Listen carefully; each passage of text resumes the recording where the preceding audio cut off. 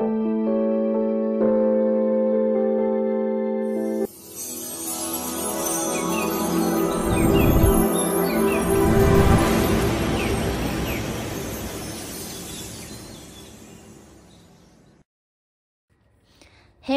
Liệu xin chào bạn. Chào mừng bạn đến với kênh Móc Len của Dương Liệu Handmade. Video này Liệu sẽ hướng dẫn bạn móc một bình hoa sen trưng Tết, trưng phòng làm việc hay trưng phòng thờ đều rất là đẹp. Thì trong video này mình sẽ hướng dẫn đầy đủ từ búp sen, bông sen, lá sen và gương sen. Đầy đủ hết tất cả một bình lớn để các bạn trưng cho nó đẹp. Và trong video này mình sẽ hướng dẫn rất là dài, cho nên là các bạn theo dõi theo từng phần để các bạn học móc cho nó đầy đủ cụ thể nha. Thì để chuẩn bị móc được một bình hoa sen lớn này thì các bạn sẽ chuẩn bị cho mình những dụng cụ và nguyên liệu như sau. Thì về len, các bạn chuẩn bị cho mình đó là len miêu cô tông loại 50g. Thì bông hoa sen thì mình sẽ chuẩn bị là tông màu hồng và tông màu trắng tinh. Rồi, còn lá thì mình sử dụng lá màu xanh mã 37 nha. Một ít cái màu xanh rêu hoặc là xanh đen để chúng ta thêu cái phần hạt sen này nè các bạn. Rồi, và cái phần không thể thiếu đó là cái nhụy bột vàng trắng. Đó, các bạn phải mua đúng cái màu nhụy bột vàng trắng này thì chúng ta mới làm cái phần bông sen cho nó nổi nha. Và một cái bông sen này các bạn chuẩn bị 3 tép. Một bịch này sẽ có 10 tép là các bạn sẽ làm được 3 bông hoa nè. Rồi, thì mình sử dụng kim móc là đầu 4/0 tương ứng với kim móc 2.5mm để chúng ta móc toàn bộ cái bình hoa sen này. Rồi, một cái dụng cụ không thể thiếu nữa đó là các bạn sẽ chuẩn bị cho mình là cái cành giấy. Đó, bông sen rất là lớn cho nên mình phải chuẩn bị cái cành giấy, và các bạn sẽ mua đủ size cho mình nè. Size 30cm, 40cm và 50cm. Đó, các bạn sẽ mua 3 size như vậy để chúng ta làm một cái bình cho nó so le về kích cỡ nhau. Mình trưng cho nó đẹp nha các bạn. Một ít cái kẽm nẹp lá để chúng ta nẹp trong phần cái cánh hoa.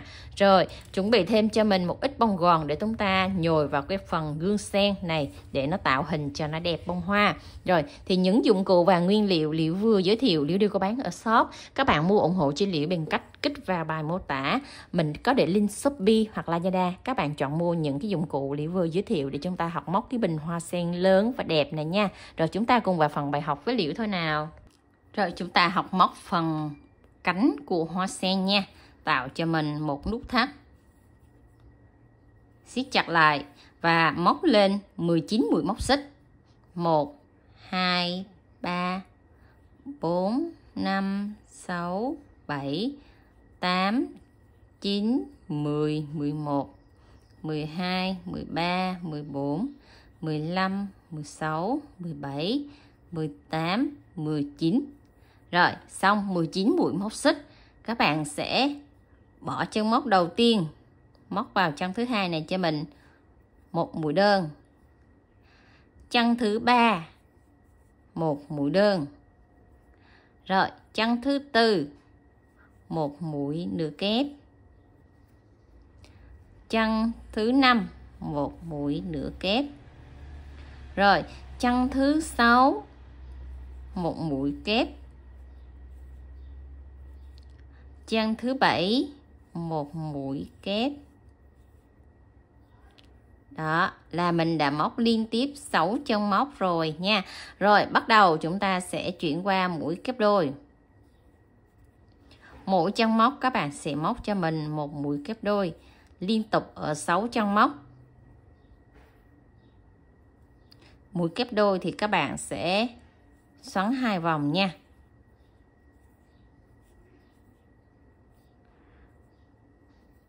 Rồi, các bạn sẽ móc liên tục là 6 mũi kép đôi ở 6 chân móc. Theo dõi công thức trên màn hình để chúng ta móc cho nó đúng công thức các bạn nha.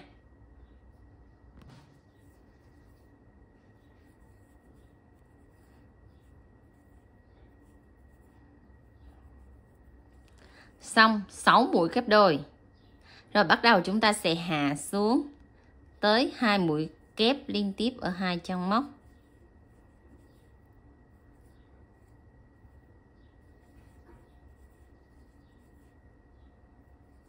Xong 2 mũi kép liên tiếp ở 2 chân móc rồi, các bạn sẽ móc tiếp cho mình là 2 mũi nửa kép nha.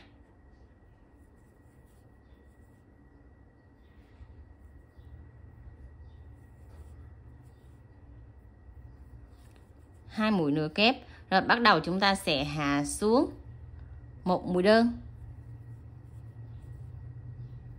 Rồi xong một mũi đơn rồi, các bạn sẽ hạ xuống vào đây cái chân cuối cùng này cho mình là 3 mũi đơn vào chung một trong móc.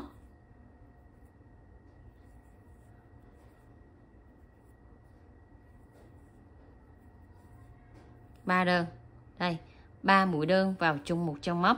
Rồi quay lại bên mép trái này, các bạn sẽ móc đối xứng công thức giống như bên mép phải. Cứ trong móc này mũi gì thì trong móc bên đây mũi đó. Rồi các bạn sẽ quay lại đây, móc vào đây cho mình một mũi đơn đến 2 mũi nửa kép.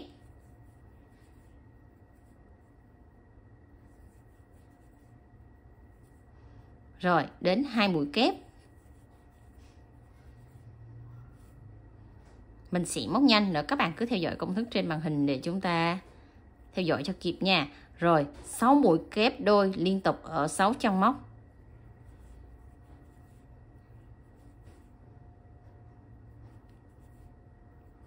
Rồi 6 mũi kép đôi, các bạn cứ móc tiếp tục như vậy nha. 6 mũi kép đôi, xoắn 2 vòng.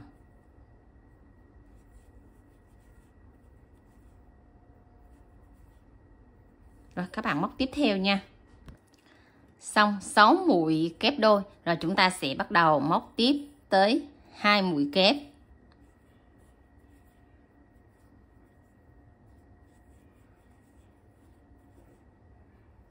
Hai mũi kép xong rồi, chúng ta sẽ móc tới 2 mũi nửa kép.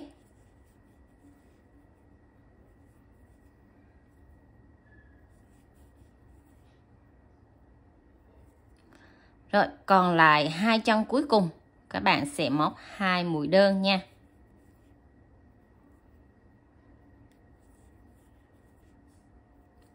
Xong 2 mũi đơn, mình sẽ móc một mũi dời vào ngay chân móc đầu tiên của mũi đơn bên mép phải này, kéo lên thật chặt. Rồi chúng ta sẽ bắt đầu móc lên một mũi móc xích để lên hàng thứ hai của phần cánh, và hàng thứ hai này chúng ta sẽ nẹp cái đoạn kẽm vào để mình móc tiếp với hàng thứ hai này. Thì tại cái chân móc mà chúng ta lên mũi móc xích này, chân đầu tiên đây, các bạn sẽ móc vào chân đầu tiên này cho mình là 2 mũi đơn vào chung một chân móc, bẻ cái đoạn kẽm cho cong lên, trong quá trình mình móc nó không có bị tuột nha.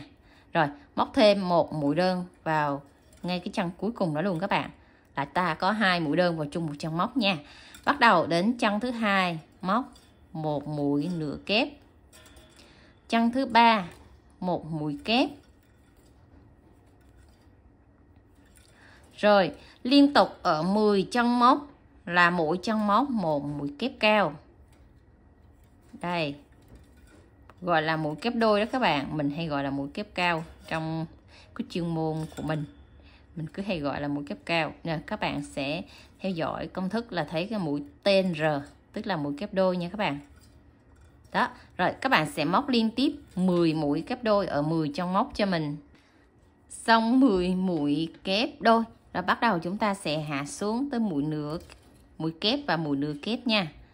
Rồi, đến 2 chân kế tiếp này, các bạn sẽ móc 2 mũi kép.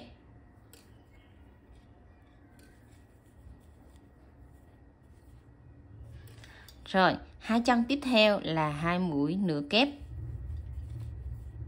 Theo dõi công thức trên màn hình luôn các bạn nha. 2 mũi nửa kép liên tục ở 2 chân móc. Rồi tiếp theo là chân mũi đơn. Rồi bắt đầu đến cái phần góc nhọn này nè các bạn. Rồi chỉnh cho cái kẽm của mình nó thẳng. Rồi bắt đầu tới cái phần góc nhọn này. Tại cái chân cuối của cái góc nhọn này, các bạn sẽ móc vào đây cho mình là 2 mũi đơn vào chung một chân móc. Một đơn nè. Rồi một đơn tiếp tục vào chân đó luôn các bạn. 2 đơn. Xong 2 mũi đơn vào chung một chân móc rồi, các bạn sẽ móc lên một mũi móc xích. Và chúng ta sẽ móc một mũi dời vào ngay tại 2 mép len này. Đó, đưa 2 mép len vào luôn các bạn nha. Móc qua một mũi dời là kéo lên qua luôn đó các bạn. Xong rồi chúng ta lại móc một mũi đơn vào ngay tại cái chân đó luôn. Cái chân mà chúng ta móc 2 mũi đơn này, các bạn sẽ móc vào đây thêm một mũi đơn nữa là tổng mình sẽ móc 3 mũi đơn vào chung một chân móc đó luôn các bạn. 3 mũi đơn vào chung một chân móc và tạo một cái góc nhọn, đó gọi là mũi bông dâu á nha.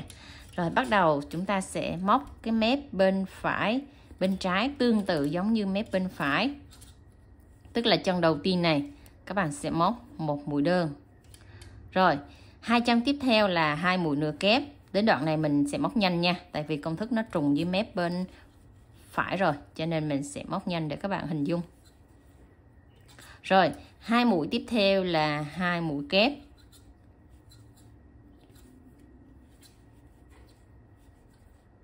Rồi, 10 chân móc tiếp theo là 10 mũi kép đôi.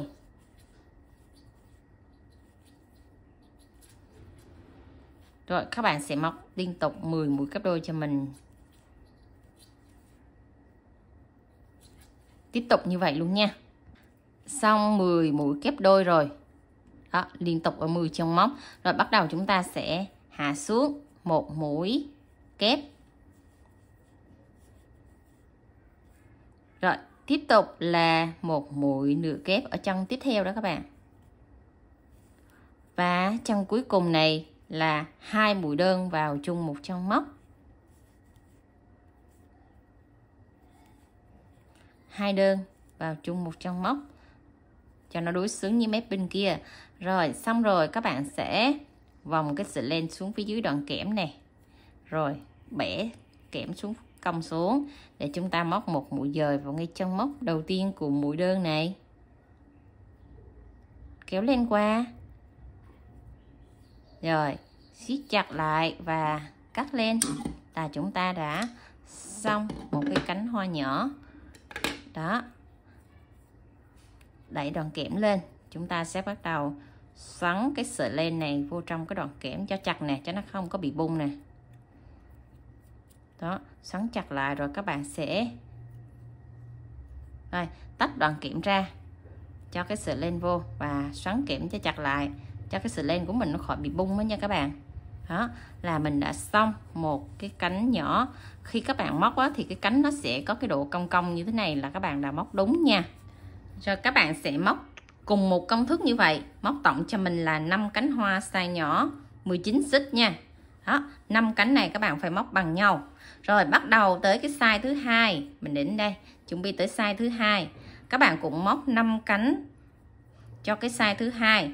Thì cái size thứ hai này mình sẽ để công thức trên màn hình. Đây các bạn sẽ móc tổng là 21 mũi móc xích. Đây, cánh thứ hai móc 21 mũi móc xích và ở góc đầu và góc cuối này thì các bạn móc như nhau, chỉ nó khác ở cái đoạn giữa này. Cái đoạn giữa này các bạn sẽ móc tăng.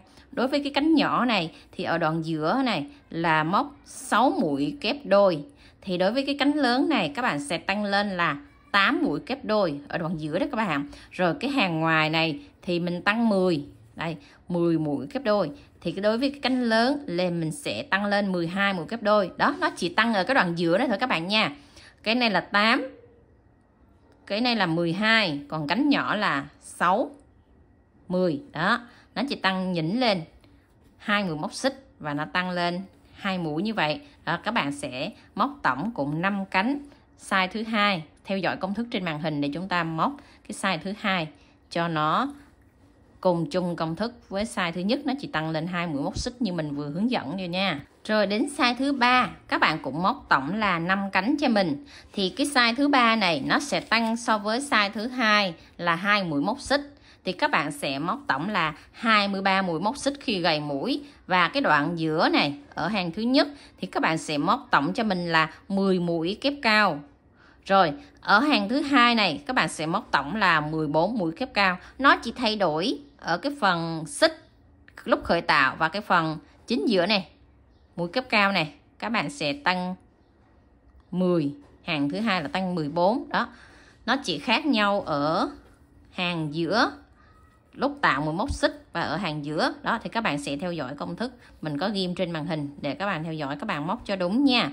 19 mũi móc xích, 21 mũi móc xích, 23 mũi móc xích và hàng giữa này các bạn tăng là 6, 10, 8, 12.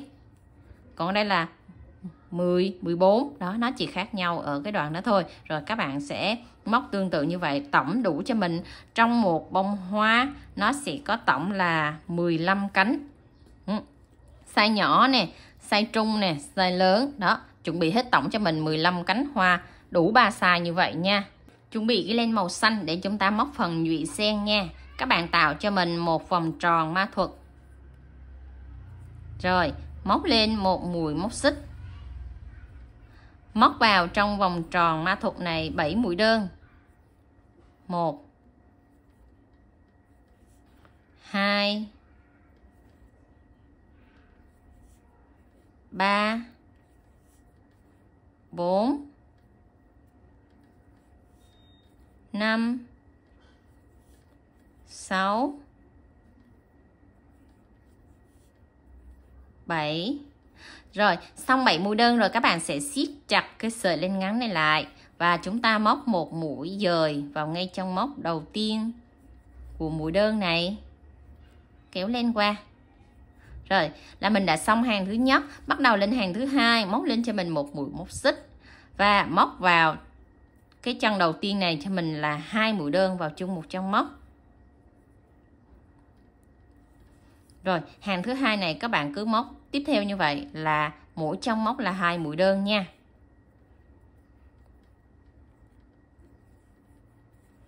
Đó, mỗi chân móc là 2 mũi đơn, móc đến chân cuối luôn. Rồi móc đến chân cuối cùng này thì chúng ta móc kết hàng bằng một mũi dời vào chân móc đầu tiên của mũi đơn này. Kết thúc xong hàng thứ hai, mình sẽ có tổng là 14 chân móc. Bắt đầu lên hàng thứ ba, móc lên cho mình một mũi móc xích.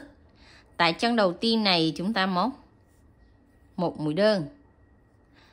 Chân thứ hai móc 2 mũi đơn vào chung một chân móc. Rồi, chân thứ ba móc một mũi đơn. Chân thứ tư móc 2 mũi đơn vào chung một chân móc. Rồi các bạn sẽ lặp lại công thức là 1 2 1 2 như vậy cho đến hết hàng. Kết thúc xong hàng thứ ba, mình sẽ có tổng là 21 chân móc nha. Chúng ta cũng kết hàng lại tương tự giống như hàng thứ hai. Rồi bắt đầu đến hàng thứ tư, móc lên cho mình một mũi móc xích. Tại chân móc đầu tiên này chúng ta móc một mũi đơn. Chân thứ hai một mũi đơn. Chân thứ ba móc 2 mũi đơn vào chung một chân móc. Rồi, ở hàng thứ tư này mình sẽ có công thức là 1 1 2. Các bạn sẽ lặp lại công thức là 1 1 2 như vậy cho đến hết hàng luôn nha.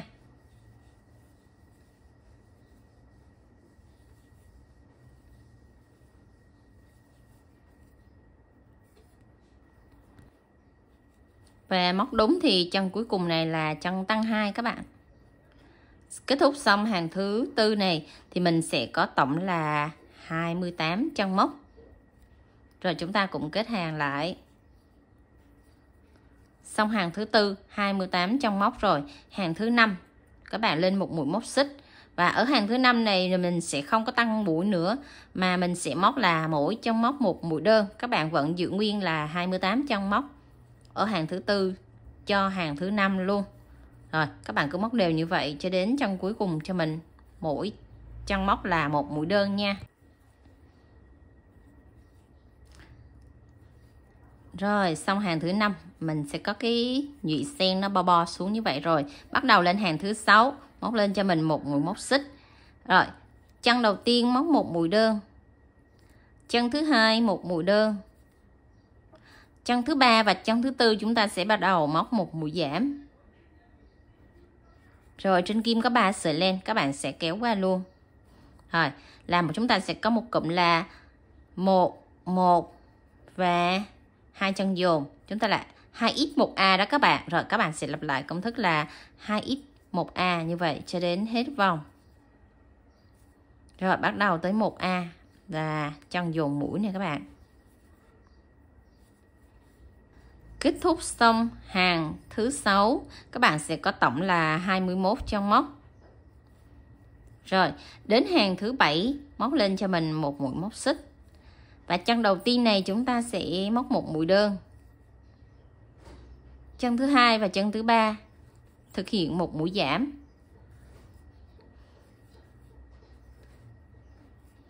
chân thứ tư một mũi đơn, chân thứ 5 và chân thứ 6 móc một mũi giảm.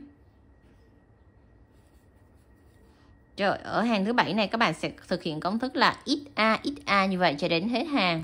Xong hàng thứ 7 mình sẽ có tổng là 14 chân móc. Hàng thứ 8 các bạn sẽ lên cho mình một mũi móc xích và móc dồn hết 14 chân móc này lại là còn 7 chân móc nha.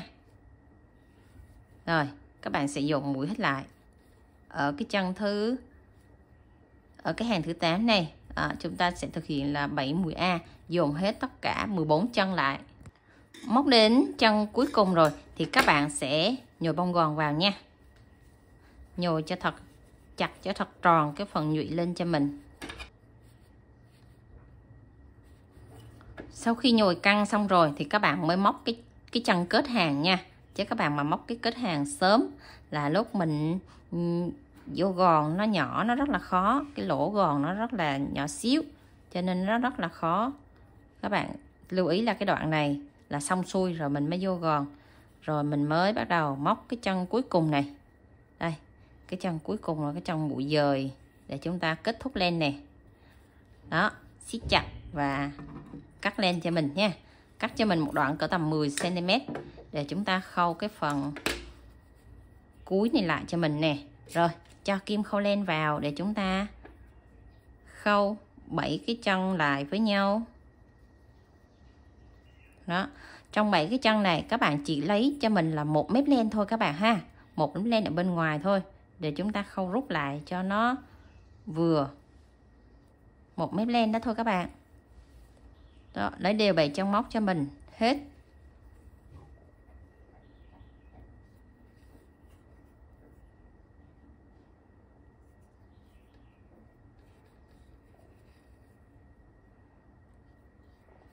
Xong 7 chân móc rồi thì các bạn rút nè. Bạn rút vừa vừa thôi, đừng rút chặt nha.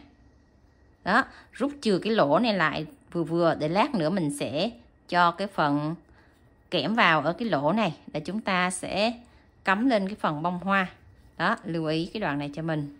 Rồi, giấu len đi cho mình là xong cái phần nhụy nha. Rồi, chuẩn bị len màu nâu đen để chúng ta thêu cái phần hạt sen. Rồi, khâu chắc rồi thì mình cắt sợi len đi. Đó, cái nhụy thì nó bé xíu vậy thôi các bạn, nó nhỏ trong lòng bàn tay chút xíu vậy thôi đó. Bắt đầu các bạn chuẩn bị cho mình một sợi len màu xanh đen để chúng ta thêu phần hạt nha. Đâm kim từ phía dưới này đâm lên, ngay tại vị trí là hàng thứ nhất, hàng thứ hai, hàng thứ ba, chính giữa hàng thứ ba và hàng thứ tư. Đây, các bạn sẽ đâm kim lên vị trí đó nha. Rồi, đẩy cái sợi len sát vô. Rồi bắt đầu các bạn sẽ để cái kim nè. Một tay các bạn cầm kim để sát vô trong cái phần đài. Đây. Một tay các bạn sẽ sử dụng cái sợi len nằm sát cái phần đài này. Các bạn sẽ quấn quanh cái phần nhụy này cho mình cái kim 4 đến 5 vòng, tùy các bạn muốn cái hạt sen nó to hay nó nhỏ. Rồi thì các bạn sẽ quấn 4 đến 5 vòng cho mình nha. Xong rồi sẽ giữ cái kim này, rút cái sợi len lại, rút sát lại cho mình.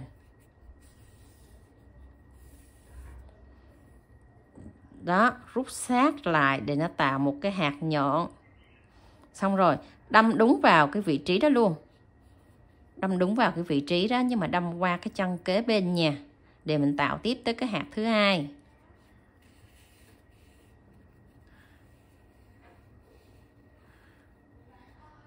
Đó, kéo từ từ là nó sẽ tạo cái độ nhọn của cái hạt này các bạn.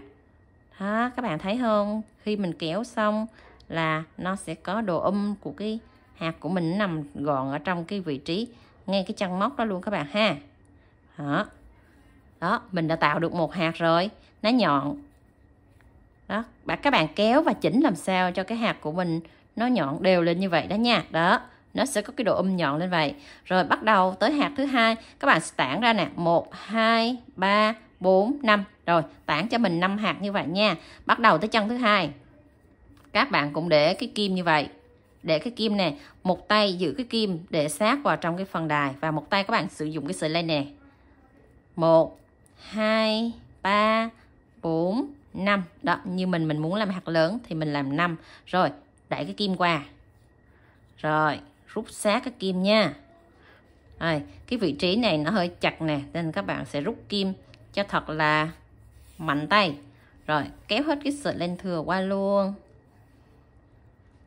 Rồi, kéo hết cái sợi len thừa qua luôn nha. Rồi bắt đầu chúng ta sẽ đâm kim vào đúng cái chân đó luôn.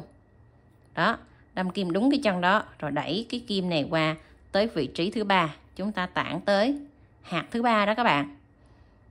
Cũng tại cái hàng thứ 3 và hàng thứ 4, các bạn sẽ tản tiếp cho mình một hạt nữa.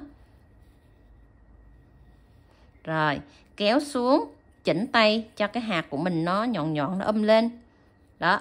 Rồi, các bạn sẽ tản tiếp cho mình hạt thứ 3, hạt thứ 4, hạt thứ 5, rồi một hạt ở trên đỉnh này nữa. Đó, là tổng chúng ta sẽ có 6 hạt trên một cái đài sen nhỏ này nha. Rồi, đến cái điểm cuối cùng này.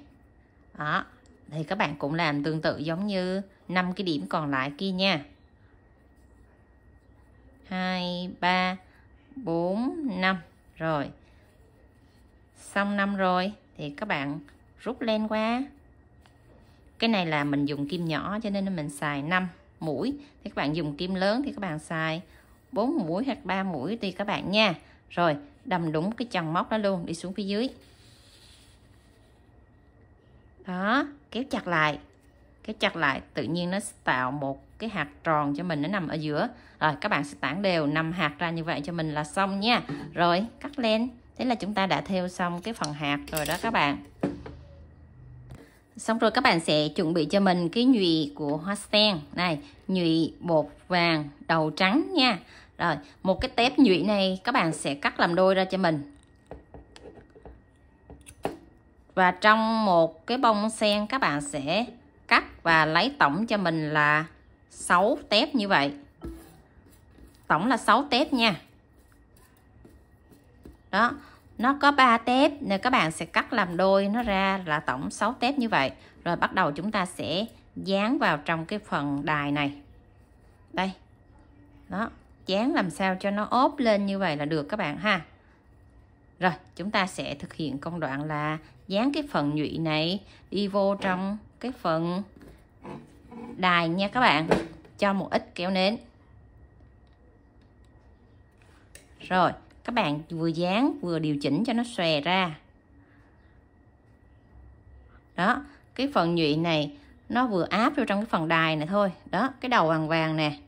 Các bạn chỉnh làm sao cái đầu vàng vàng này nó vừa áp, vừa chạm vào trong cái phần nhụy này. Rồi, các bạn sẽ dán tản ra 6 nhụy đều ra hết xung quanh cái phần đài này cho mình là được nhé. Bắt đầu mình sẽ dán chia tản ra cho đều ra. Rồi, tiếp tới cái nhụy thứ 2. Đó, các bạn dán tản ra như mình như vậy rồi. Bắt đầu 3, 4, 5, 6 tản ra như vậy nha. Sau khi các bạn dán xong đều hết, tản hết cái phần nhụy rồi thì các bạn sẽ chuẩn bị cho mình một cái kẽm lớn, kẽm giấy đó các bạn. Rồi, chúng ta sẽ đút vào cái lỗ mà lúc nãy mình chừa đó. Đó, đút thẳng vào cái lỗ tròn tròn ở giữa đây nha. Rồi, cho một ít keo nến vào cái ống, cái kẽm giấy này để mình đút vào cho nó vững nha. Rồi, tại cái lỗ tròn tròn lúc nãy mình chừa lúc mình khâu gút đó. Rồi, cho một ít keo dán giữ chặt cho nó khô. Rồi, cái đoạn nào mà nó chưa khô thì các bạn cứ cho thêm keo vào cho nó giữ nha. Đó, cả cái phần nhụy và cái phần kẽm cho thêm một ít keo vào để giữ cho nó khô trước, để các bạn tản hết cái nhụy cho nó đều ra, nó không có bị rớt trước nè. Sau khi khô keo xong, các bạn sẽ chuẩn bị cho mình tổng là 15 cánh hoa nha. Mình sẽ làm cánh size nhỏ nhất trước cho các bạn xem, rồi các bạn sẽ làm các cái cánh lớn tương tự như vậy. Rồi, chúng ta sẽ ráp từng cánh vào. Rồi, tại vị trí đó các bạn sẽ ráp từng cánh vô nha. Rồi, ráp mỗi cánh vô trong cái phần đài này. Cái phần cuốn này nó sát với phần đài. Rồi, ốp các cái phần nhụy lên là được. 5 cánh các bạn ốp sát vô. Như vậy đó các bạn.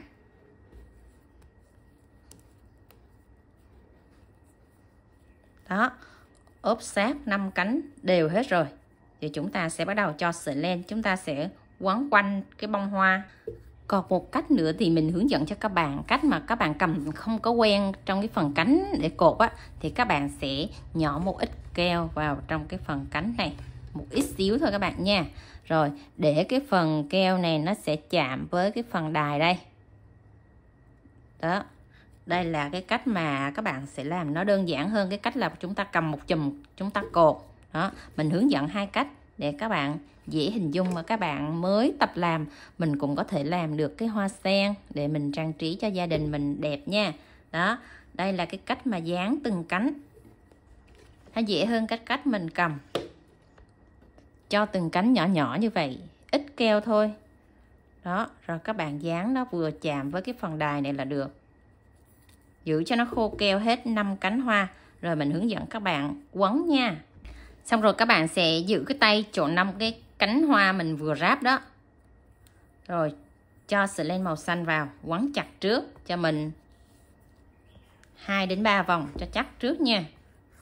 Rồi chặt rồi thì các bạn sẽ nhỏ một ít keo vào cho cái sợi len của mình nó giữ lại, nó chắc lại đây trước.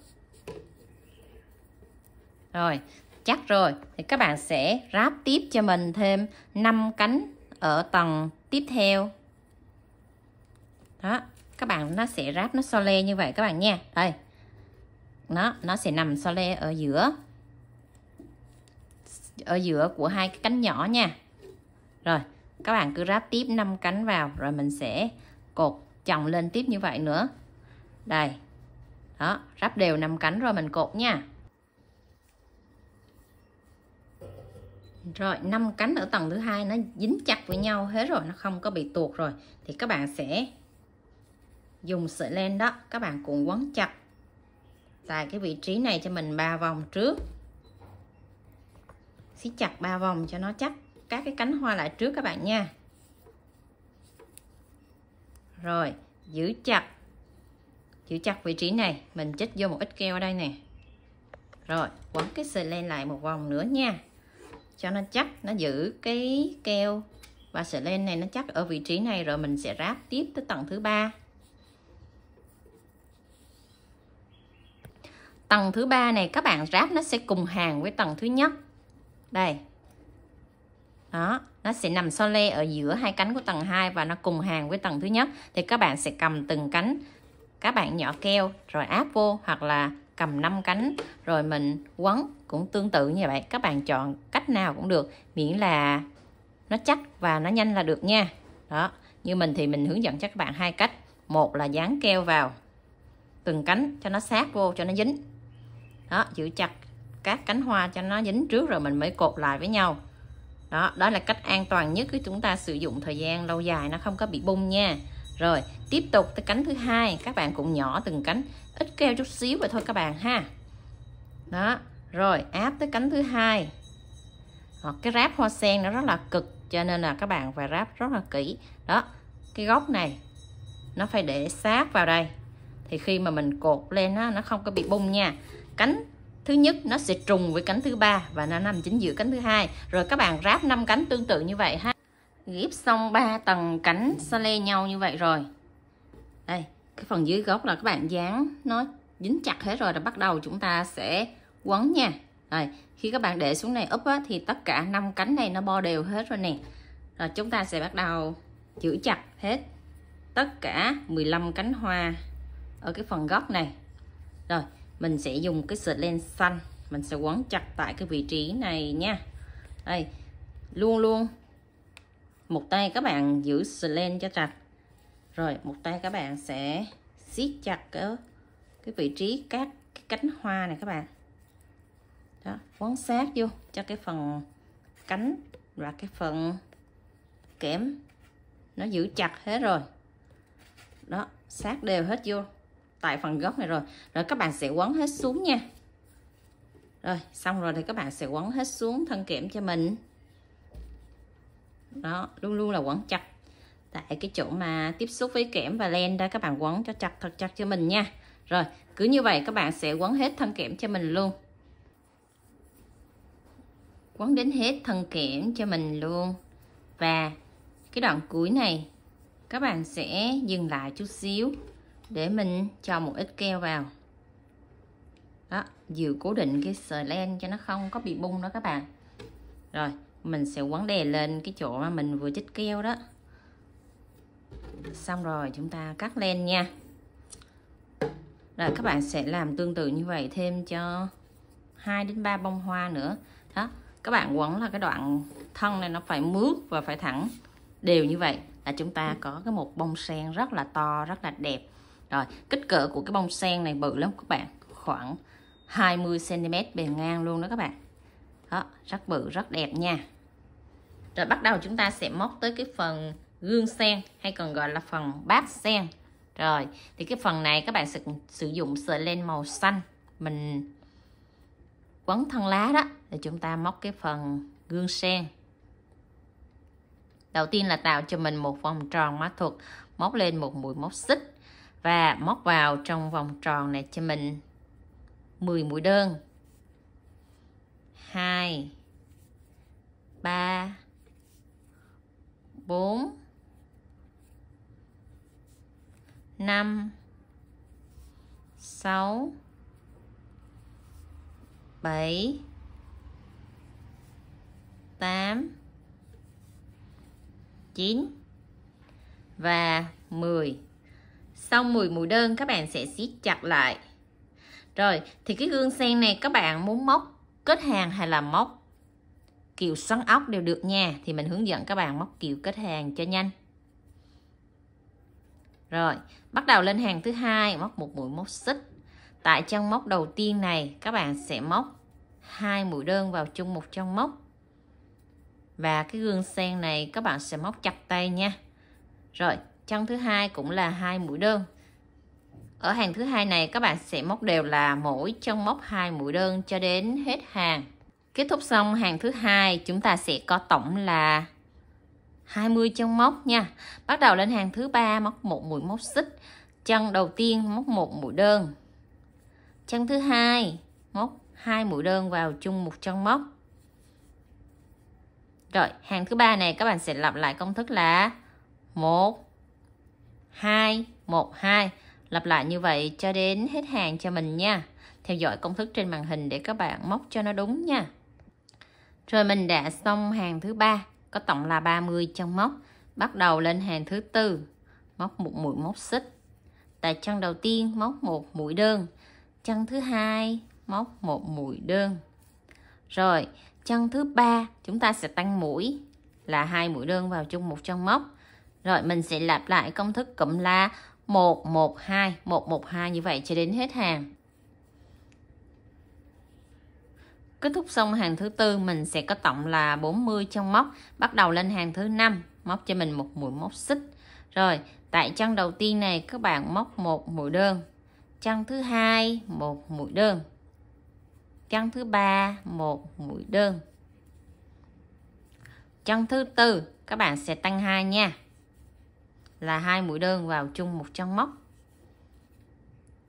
Rồi, mình sẽ lặp lại công thức là 3 chân 1 và 1 chân 2, lặp lại cho đến hết vòng nha. Kết thúc xong hàng thứ 5 mình sẽ có tổng là 50 chân móc. Rồi, bắt đầu lên hàng thứ 6 móc cho mình một mũi móc xích. Và từ hàng thứ 6 này trở đi chúng ta sẽ không có tăng mũi nữa, mà các bạn sẽ móc đều cho mình là mỗi chân móc một mũi đơn. Từ hàng thứ 6 cho đến hàng thứ 10. Tổng cộng là chúng ta có 5 hàng không tăng mũi. Rồi các bạn sẽ móc đều như vậy cho đến hàng 6 và hàng 10. Mỗi hàng là có 50 mũi đơn. Mình sẽ gặp lại các bạn sau khi các bạn đã móc xong đến hàng thứ 10 nha. Mình đã móc xong đến hàng thứ 10. Đó là giữ nguyên là 5 hàng móc, mỗi hàng là đều 50 mũi không tăng nha. Thì khi mình móc 5 hàng đầu thì nó hơi bị dúm. Nhưng mà khi móc xong 5 hàng tiếp theo thì nó sẽ có cái độ mo bằng lại, nó tạo thành hình cái gương sen rồi đó, nó không còn dúm ở cái đoạn đầu nữa các bạn nha. Bắt đầu lên hàng thứ 11, các bạn móc lên cho mình một mũi móc xích. Từ hàng thứ 11 trở đi này các bạn sẽ bắt đầu móc kiểu giảm mũi cho cái gương sen của mình nó sẽ bo từ từ lại. Thì ở chân móc đầu tiên này chúng ta móc một mũi đơn. Chân thứ hai một mũi đơn. chân thứ 3 một mũi đơn. Chân thứ 4 và chân thứ 5 chúng ta thực hiện một mũi giảm. Rồi, ở hàng thứ 11 này chúng ta sẽ có công thức là 3x1a. Lặp lại công thức như vậy cho đến hết hàng các bạn nhé. 3x1a.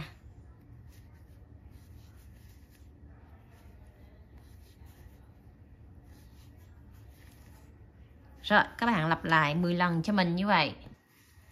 Rồi, kết thúc xong hàng thứ 11 thì chúng ta cũng móc một mũi dời. Bắt đầu lên hàng thứ 12, móc cho mình một mũi móc xích. Chân đầu tiên chúng ta móc một mũi đơn. Chân thứ 2 một mũi đơn. Chân thứ 3 và chân thứ 4 thực hiện cho mình một mũi giảm. Rồi, các bạn sẽ lặp lại công thức là 2x1a như vậy cho đến hết hàng nha. Rồi, 2x1a. Xong hàng thứ 12, bắt đầu lên hàng thứ 13, các bạn móc lên một mũi móc xích. Tại chân móc đầu tiên móc một mũi đơn. Rồi, bắt đầu chân thứ 2 và chân thứ 3 các bạn sẽ móc mũi giảm cho mình nha. Rồi. Hàng này các bạn sẽ cứ móc cho mình là 1x1a, gọi là một đơn một giảm. Thực hiện như vậy cho đến hết hàng cho mình.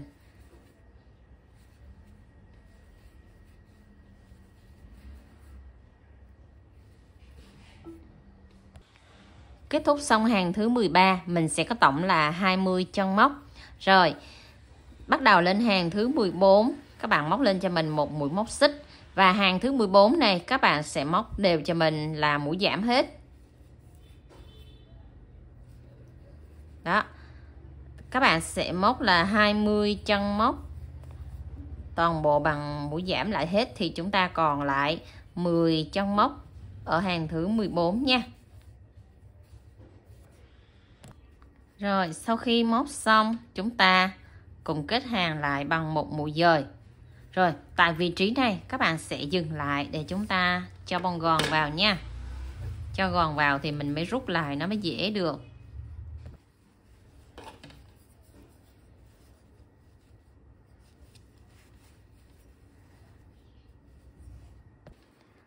Các bạn nhồi gòn cho thật căng rồi, ấn chỉnh cho cái gương sen của mình nó tròn đều như vậy nha. Rồi, xong rồi thì chúng ta sẽ cắt lên. Cắt một đoạn dài để chúng ta chừa cái sợi dây mình còn khâu cái phần đáy lại nha. Xong rồi thì chúng ta sẽ khâu tương tự giống như cái phần nụ sen lúc nãy mình vừa khâu đó các bạn. Ở đây có 10 chân móc thì các bạn sẽ nè cho kim vào một mép len thôi. Một mép len các bạn sẽ cho đều là 10 chân như vậy. 2 3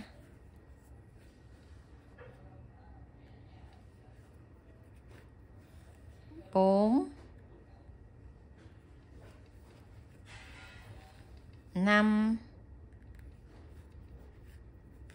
6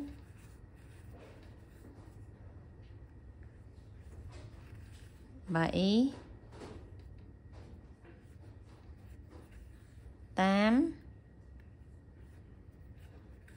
9 10. Đủ 10 chân móc rồi thì các bạn sẽ cầm này rút chặt lại cho mình nha. Rồi, rút chặt lại chừa cái lỗ vừa vừa. Rồi, chừa cái lỗ chỗ này vừa vừa để lát nữa chúng ta sẽ đúc cái kẽm vào. Tại vị trí này là chúng ta sẽ khâu nó lại cho nó vừa chặt. Chỗ nào mà bị lộ gòn thì các bạn sẽ khâu chặt lại nữa là xong nha. Đó, các bạn khâu ráp lại chút xíu nữa. Ở dưới cái gương sen này thì các bạn cứ khâu qua khâu lại chút xíu. Rồi là xong, mình cắt len nè.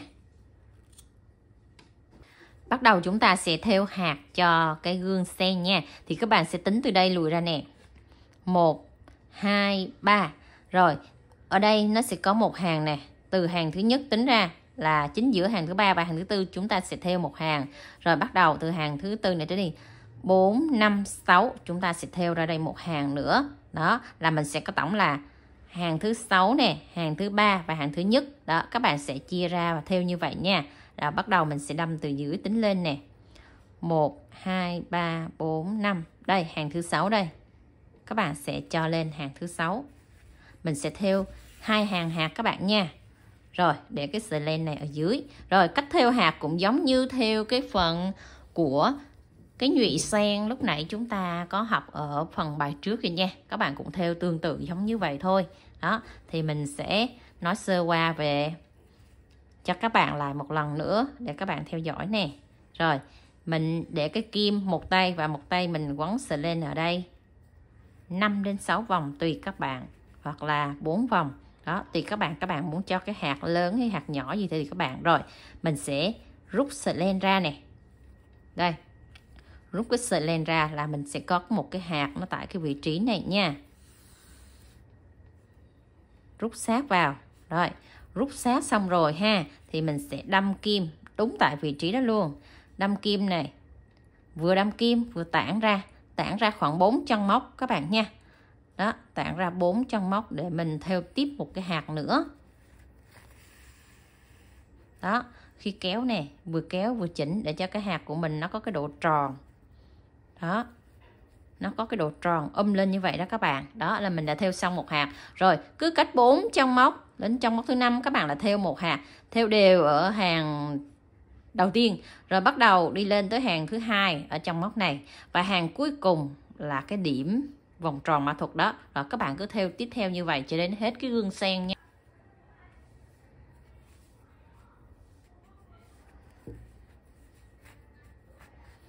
Rồi mình thêu tổng mỗi hàng là 7 hạt và ở giữa một hạt nữa. Đó, các bạn tản đều ra như vậy nha. Mỗi hàng 2, 4, 6, 7, hàng trong 7, hàng ngoài 7 và một cái điểm giữa ở cuối cùng này một nữa là chúng ta sẽ có đủ cái gương sen với đầy đủ cái hạt sen nha. Rồi, xong rồi mình cắt hết cái len thừa cho gọn đi. Và bắt đầu chúng ta cũng cắm cái kẽm này vô vị trí này. Đó, cắm chặt vô. Mình sẽ nhỏ một ít keo cắm chặt vô và chúng ta cũng quấn lên. Quấn giống như cái phần bông và phần đài nữa là mình đã hoàn thiện xong cái gương sen rất là dễ dàng, phải không các bạn? Video này mình đã hướng dẫn các bạn hoàn thành xong cái bông sen và cái gương sen. Rồi các bạn sẽ theo dõi tiếp video thứ hai, mình sẽ hướng dẫn cho các bạn móc búp sen và lá sen. Tại vì thời lượng video này dài quá cho nên mình cắt ra 2 video. Các bạn sẽ theo dõi tiếp video thứ hai để chúng ta móc được trọn bộ một bình hoa sen lớn nha.